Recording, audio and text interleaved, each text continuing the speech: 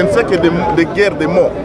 Tu vois, ce ne sont que des guerres des mots, il n'y a pas grand chose là-bas. Donc ces révisions ou changements de la Constitution, c'est presque la même chose. Ce n'est pas un tabou.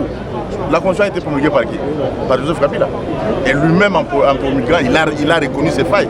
Il a dit qu'ils ont fait ce qu'ils pouvaient faire, mais si les Congolais se réunissent pour réévaluer ça, notre Constitution, oui, c'est bien bon, on a eu à faire ce qu'on pouvait faire, mais à quel niveau qu'on se retrouve avec ça? Ça nous a aidé en quoi? Et qu'est-ce que nous pouvons faire maintenant? C'est pas une question tabou. Merci.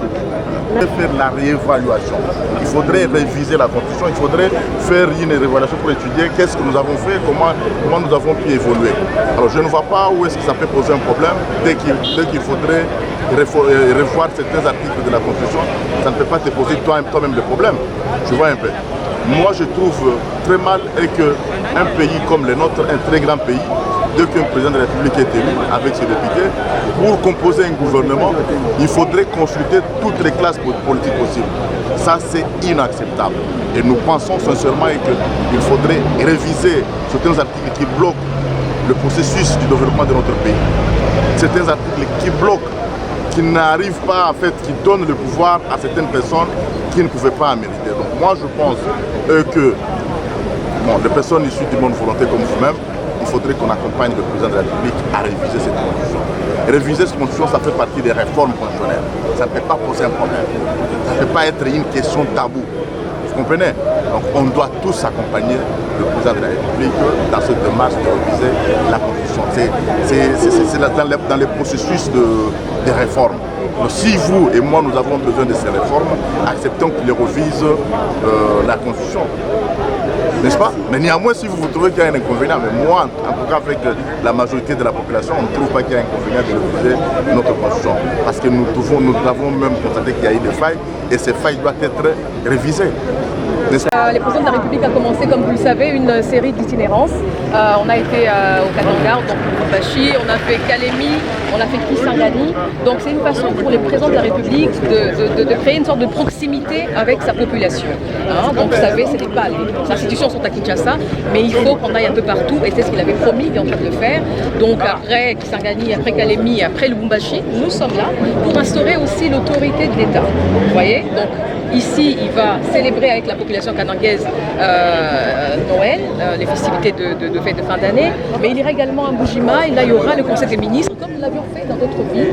Donc c'est vraiment des itinérances qui auront lieu un peu partout on va dire dans le territoire, national. Donc on fera d'autres villes, on va continuer, et c'est vraiment sa façon à lui de communier avec sa population et de se rendre compte également des réalités de terrain. Comme vous dites qu'il y a des problèmes ici, et bien on va aller visiter tout ça, on va voir. Il y aura des visites de certains des ouvrages. Kalamba Bougie, on parle beaucoup ici. Le président ira voir si les travaux continuent, si les travaux avancent. Et je pense, moi j'ai en tout cas parlé avec les députés d'ici, on sent que les travaux démarrent. Et il n'y aura pas que ça, il y a aussi des bonnes nouvelles que le président de la République va annoncer, c'est qu'on a pu avoir des financements de la BAT, de certains projets qui vont vraiment faire plaisir à la population. Donc encore une fois, c'est des routes. Il y a la nationale numéro 1, Kamoy-Chakavanga, mais il y aura d'autres surprises, notamment une cimenterie. Donc je laisse au président le soin de vous annoncer toutes les... Il y aura d'autres surprises, Madame Tina, il y aura d'autres surprises. Une chose promise faite aujourd'hui. Alors pensez-vous que le chef de l'État trouvera les mots justes? Il va trouver les mots justes.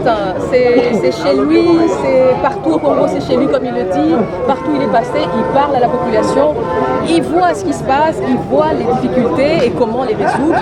Donc ne vous en faites pas, le président c'est quelqu'un de très comment dire, il dit les choses comme il le sent, comme il le voit.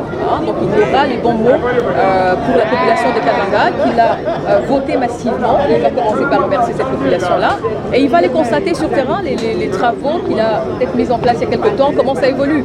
Et donc moi je vous dis que nous avons fait une descente sur terrain, sur la route Kalamba-Bougie, et travaux continuer en tout cas, peut-être pas avec, mais je pense que c'est dans le bon. Voilà. Mais il n'y a pas que ça, comme je dis, il y aura beaucoup d'autres choses, beaucoup d'autres surprises, surtout avec les accords qu'on a pu obtenir avec la Banque africaine de développement. Donc il y aura des très bons projets qui seront faits ici.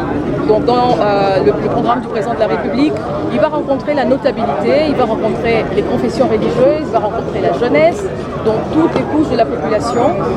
Ne vous en faites pas, vous aurez l'occasion en tout cas de rencontrer le président de la République et ils vont faire part ils vont remonter en tout cas les suggestions ou les préoccupations, on va dire, de la population. Merci beaucoup. D'abord, c'est un sentiment de fierté, ensuite un sentiment d'espoir, puisque notre souci, justement, en tant que parlementaire, en tant qu'élu, c'est de susciter espoir dans la population, mais par des actions. Alors, en dépit de tous les défis de développement que nous avons, en dépit de la situation que la province connaît, nous avons demandé à nos sœurs et frères d'effectuer le déplacement massivement pour réserver un accueil chaleureux au premier d'entre nous, le président de la République, chef de l'État. Parce que nous lui avons réitéré notre confiance à près de 100% lors des élections. Et ensuite, nous savons qu'il est vraiment garni de volonté à pouvoir assister le peuple centre-kassaïen. L'assistance du peuple centre-kassaïen, c'est une assistance d'unité nationale. Je dis que le Kasaï central est la province de l'unité. Pourquoi? Parce qu'il est au centre de la République démocratique du Congo et c'est le hub ou sinon le carrefour de distribution des productions. Alors, développer le Kasaï central, c'est permettre à la République démocratique du Congo de se centrer. Parce que la balkanisation n'est pas seulement un fait géographique, c'est aussi un fait d'état d'esprit. Donc nous devons nous battre pour attirer réellement l'attention du chef de l'État, booster encore plus son engagement pour que les attentes du peuple centre-kassaïen soient rencontrées. Voilà pourquoi nous sommes là massivement, vraiment en joie. Vraiment, nous sommes dans l'allégresse de l'accueillir sur la terre de ses ancêtres. Merci beaucoup. Moi, je vois que le chef de l'État, son Excellence Félix Antoine Tshisekedi Tshilombo, était ici il y a une année.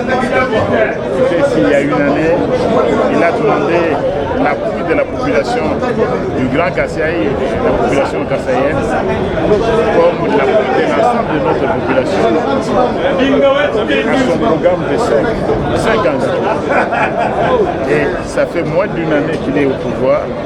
Le chef de l'État a effectivement regardé ces questions qui touchent à l'électricité du Grand Kasaï, chez Mbongo, chez Katende, Kanabambou, ce sont des questions qui vont voir au cœur du chef de l'État. Et je pense, comme il faut le comprendre, il ne peut pas faire tout à nous. Il faut poser des fondations. C'est que Félix Antoine Tshisekedi Tshilombo, notre président de la République, est en train de faire. Même Rome n'était pas construite en un jour. Il est en train de poser des fondations sur l'ensemble du territoire national. Et ici, nous-mêmes, population du Grand Kasaï, nous sommes confiants qu'il va réaliser les promesses, les 5 engagements qu'il avait fait vis-à-vis de notre nation.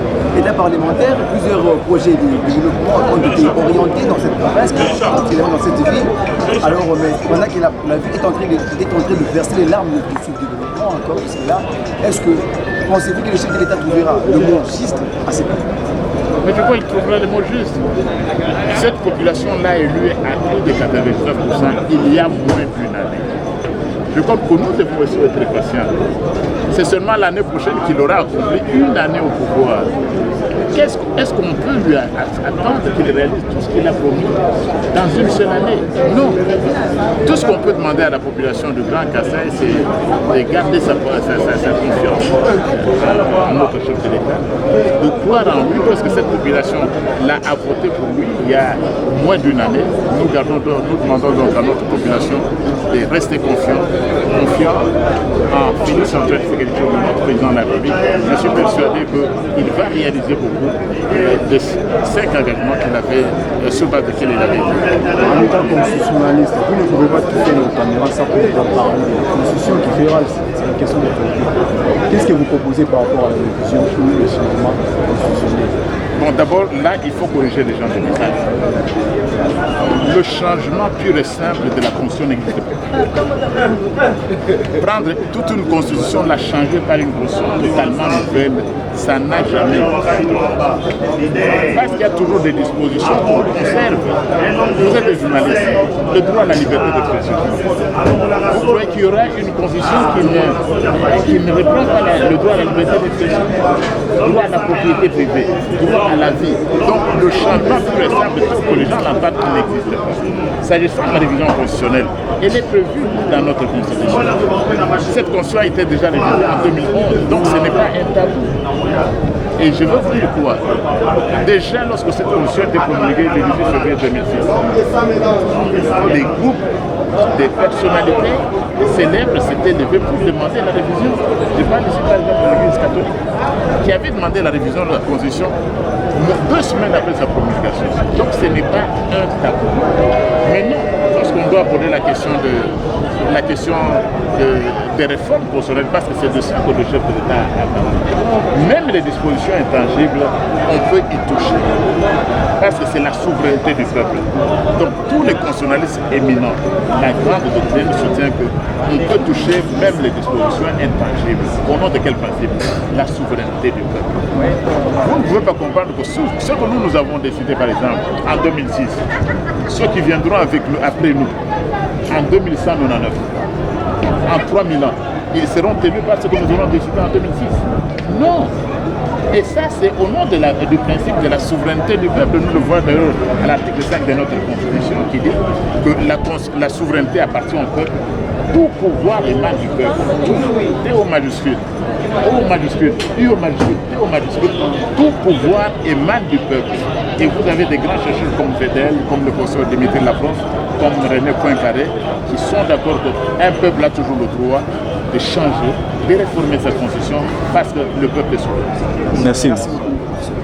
Oui, c'est un bon geste. Le président a voulu fêter avec sa population, la population rurale, aussi de la ville de Ghana. Et aussi, le président pour quelques projets qui peuvent booster la ville de Ghana. C'est pourquoi nous, en tant que structure sans but lucratif, nous venons l'appuyer dans cette démarche. C'est notre présence, c'est là ce que je suis, notre présence ici à la ville.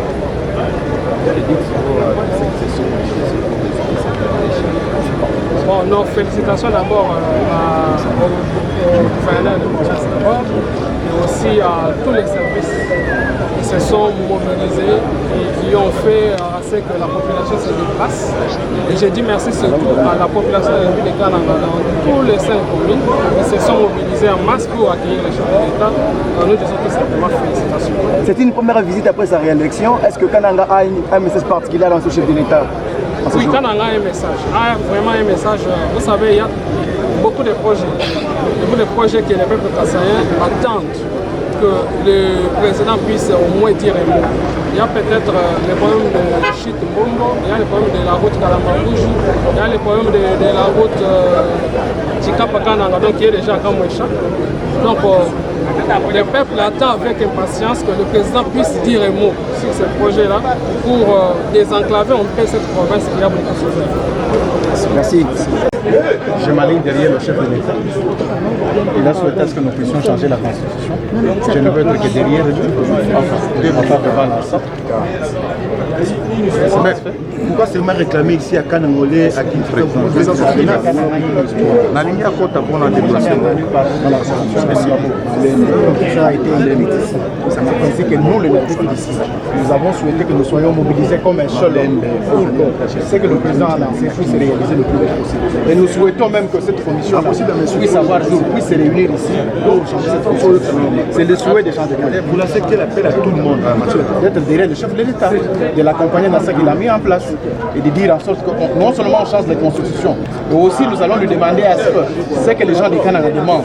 La route de Kalambambouji, les courants en ce qui concerne le Chit Katende, Chit Mbombo, nous allons être derrière lui pour que cela puisse se réaliser.